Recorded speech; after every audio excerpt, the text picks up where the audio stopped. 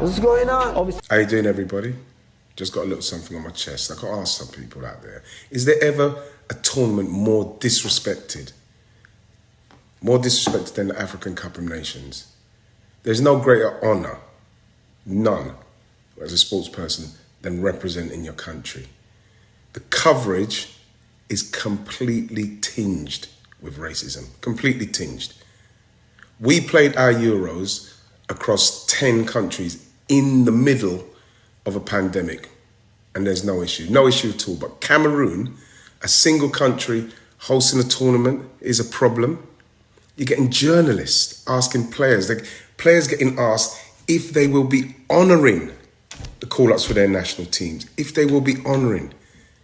Imagine if that was an English player representing the Three Lions. Have you ever heard anybody asking an English player if will he be honouring the call-up? Can you imagine the furore?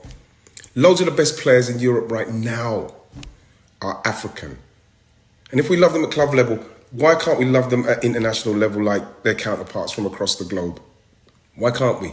Why is this tournament constantly getting so much flack? I've got to say shout out to the countries that have qualified, the players like Sebastian Haller, who are taking a stand against the media backlash.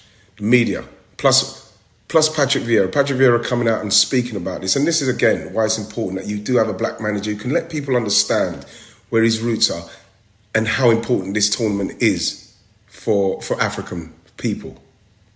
The shaming has gone on for too long. I just want to wish Cameroon all the success with hosting this tournament. And like I say to the players, all the very, very best to you and the fans. Yes, you heard it there from Ian Wright.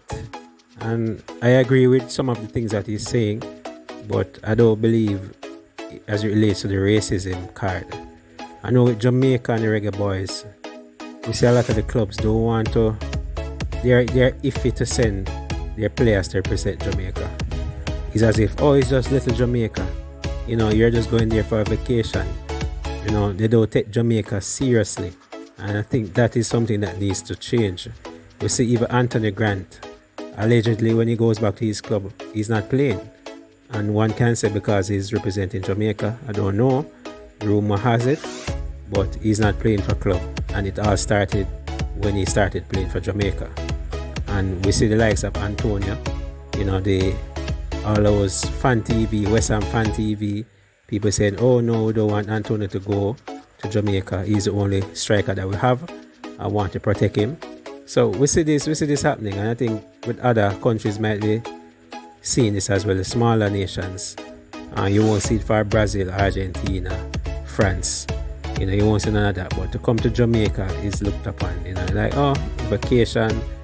They don't take us seriously, and especially when we're not doing as well in the qualifications. Many might say, we have not qualified as yet and we don't look likely to qualify, but there's still a mathematical chance. So, you know, we have to just sit and, you know, hope that things will get better.